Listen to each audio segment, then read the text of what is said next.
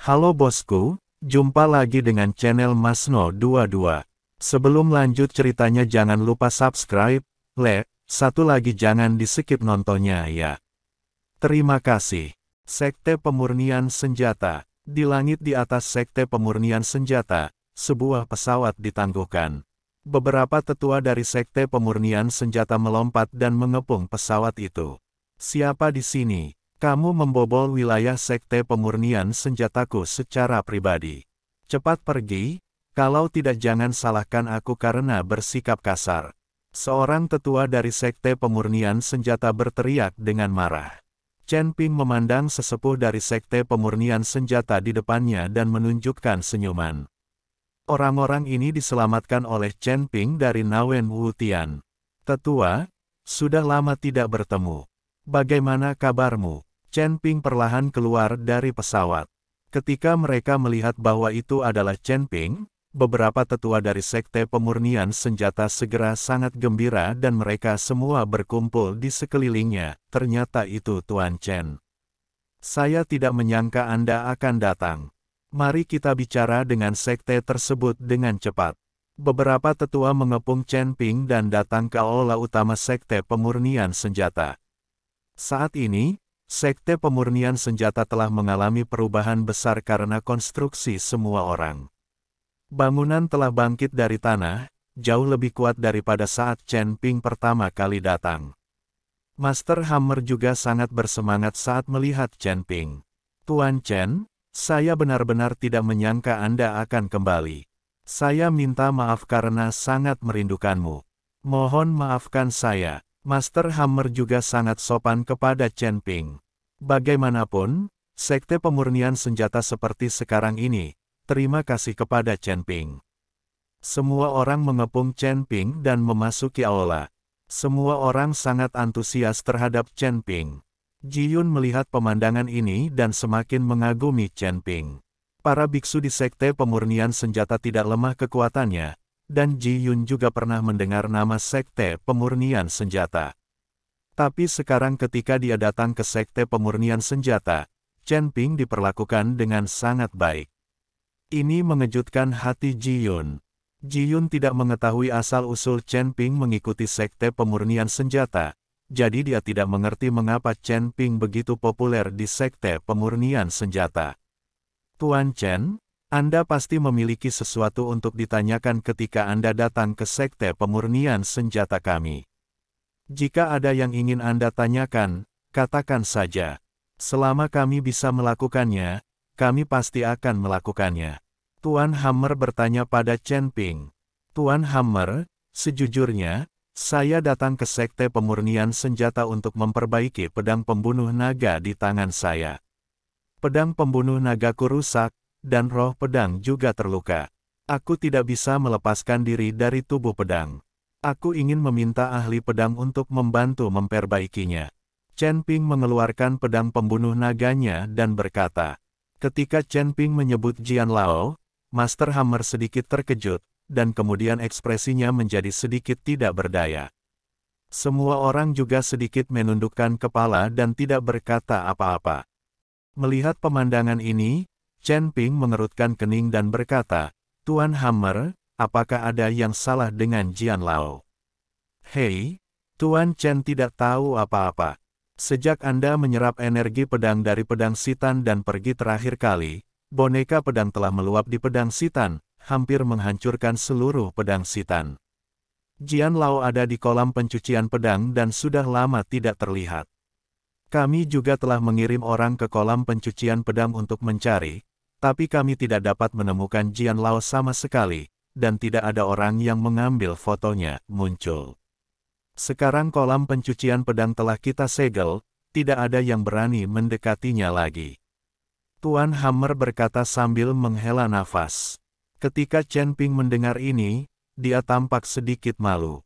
Pada saat itu, dia menyerap semua energi pedang dan memberikannya kepada pedang pembunuh naga di kolam pembersihan pedang. Master pedang juga membantu mengubah roh pedang Zhongli menjadi bentuk manusia. Tapi siapa sangka sekarang akan menjadi seperti ini. Jika Jian Lao dalam bahaya, Chen Ping mungkin akan menyalahkan dirinya sendiri selama sisa hidupnya. Bagaimanapun, ini semua disebabkan oleh membantu diri sendiri. Tuan Hammer, bolehkah saya pergi ke kolam pencucian pedang?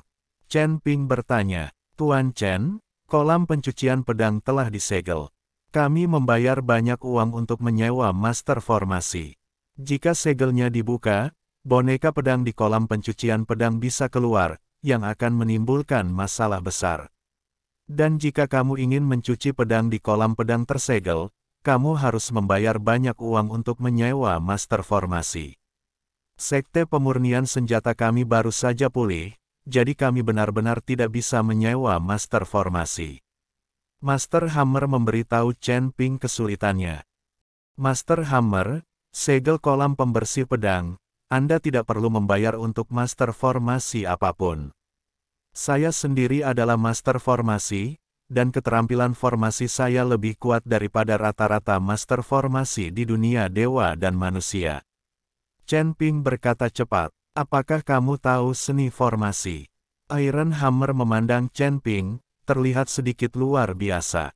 Setelah Chen Ping selesai berbicara, dia segera membuat segel dengan jarinya, dan kemudian menggambar beberapa pola formasi di kehampaan. Berdengung. Bersamaan dengan suara mendengung, formasi api terbentuk di seluruh aula. Tuan Hammer, saya telah membuat lingkaran sihir di sekitar aula ini. Jika seseorang ingin menyerang aula ini, lingkaran sihir akan diaktifkan. Chen Ping berkata kepada Master Palu. Semua orang terkejut dan bersemangat saat melihat Chen Ping benar-benar tahu cara menggunakan formasi. Baiklah, Tuan Chen, ikut saya. Tai Cui memimpin Chen Ping menuju kolam pencucian pedang. Ketika semua orang semakin dekat ke kolam pencucian pedang, lingkungan sekitarnya dipenuhi dengan roh jahat. Apakah kolam pencucian pedang ini dipenuhi dengan roh jahat?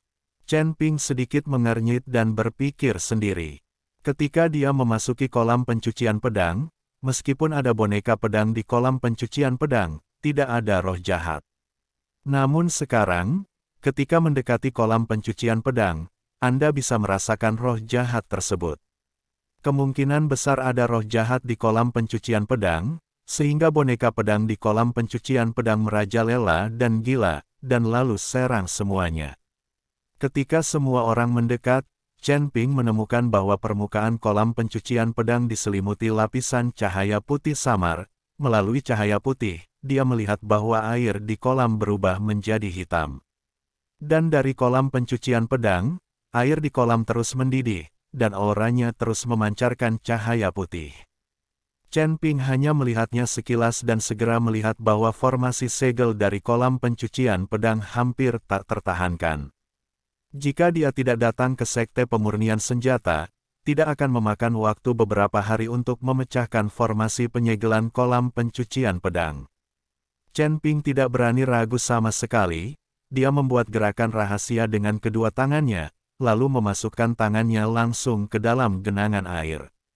Susunan formasi menyebar dari telapak tangan Chen Ping ke sekitarnya. Hanya butuh beberapa saat sampai air di kolam pencucian pedang menjadi tenang, dan cahaya keemasan yang tak terhitung jumlahnya yang mengelilingi kolam pencucian pedang menyelimuti seluruh kolam pencucian pedang. Melihat Chen Ping menyiapkan formasi besar segera setelah dia mengambil tindakan, semua orang di Sekte Pemurnian Senjata memandang Chen Ping dengan kagum.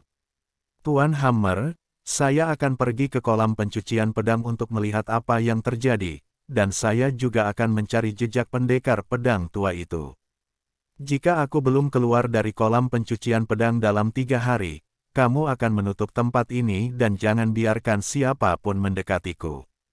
Chen Ping berkata kepada Master Palu.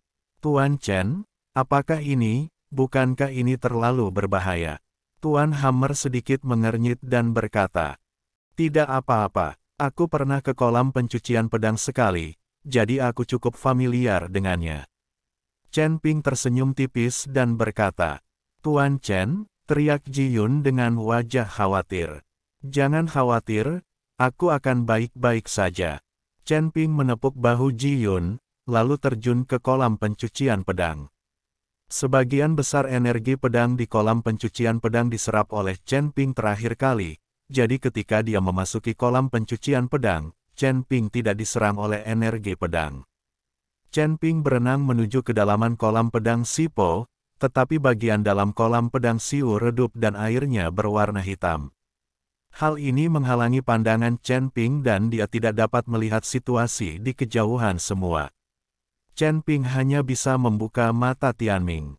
Dalam hal ini, penglihatannya tidak lagi terpengaruh oleh cahaya dan air kolam.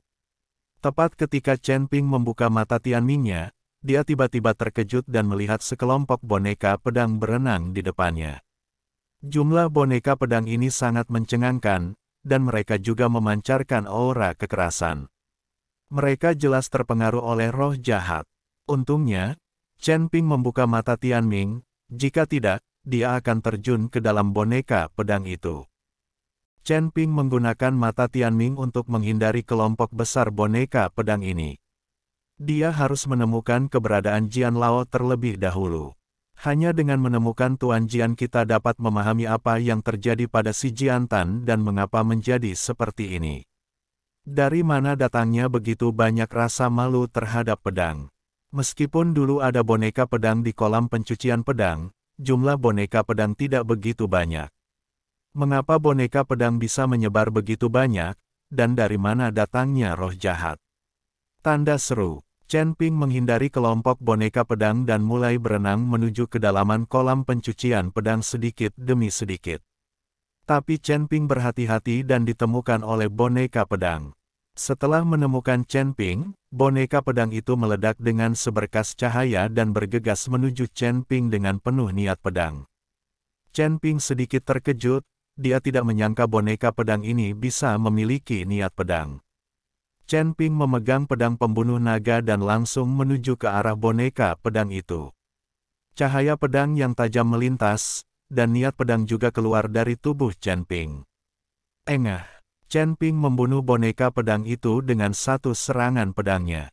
Di saat yang sama, niat pedang di boneka pedang itu langsung diserap oleh pedang pembunuh naga. Melihat pemandangan ini, Chen Ping sedikit terkejut. Dia tidak menyangka pedang pembunuh naga dapat secara aktif menyerap niat pedang di kolam pencucian pedang ini. Jika ini terus berlanjut, jika kamu membunuh cukup banyak boneka pedang, pedang pembunuh naga dapat dipulihkan. Bisakah roh pedang Zhongli melepaskan diri dari pedang pembunuh naga lagi? Tapi melihat boneka pedang yang padat, meskipun Chen Ping ingin bergegas dan membunuh mereka tanpa pandang bulu. Tapi dia tetap menahan diri pada akhirnya. Mari kita tidak membicarakan apakah dia memiliki kemampuan.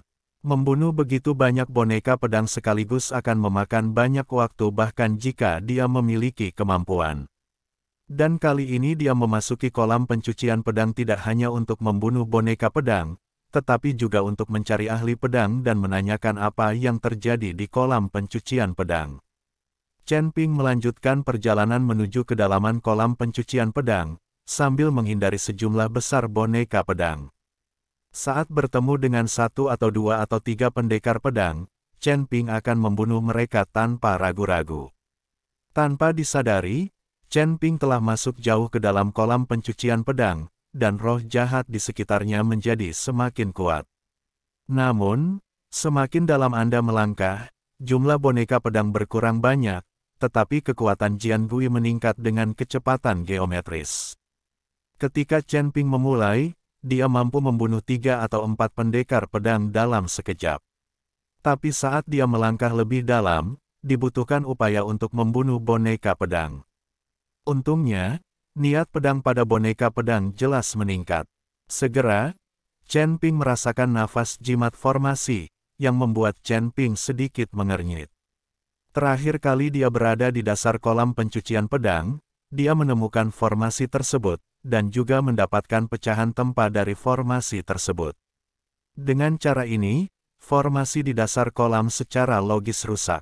Chen Ping sangat bingung, jadi dia mempercepat hilirnya. Ketika Chen Ping menemukan dasar kolam, dia menginjak pasir di dasar kolam, dan aura jimat formasi menjadi semakin kuat. Apakah ada formasi lain di dasar kolam? Chen Ping melihat sekeliling dengan bingung. Tepat ketika Chen Ping sedang bingung, kekuatan isap yang sangat besar tiba-tiba muncul di bawah kakinya, seolah-olah seseorang langsung menarik kakinya. Chen Ping terkejut, dan dia berdiri dari tanah, mencoba menyingkirkan kekuatan hisap. Namun daya hisapnya sangat besar, dan menciptakan pusaran besar di seluruh kolam pencucian pedang. Tubuh Chen Ping tersedot dengan cepat. Astaga, apa yang terjadi? Mengapa ada pengisapan yang begitu kuat di dasar kolam pencucian pedang dan pusaran air yang sangat besar? Chen Ping tampak sedikit bingung, bertanya-tanya apa yang terjadi di kolam pencucian pedang. Seluruh tubuh Chen Ping mulai jatuh ke bawah, seolah-olah tempatnya berada bukan di dasar kolam.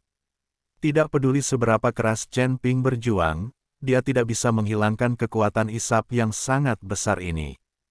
Pada akhirnya, Chen Ping hanya bisa menerima takdirnya, memejamkan mata, dan membiarkan hisapan menariknya ke pasir di dasar kolam.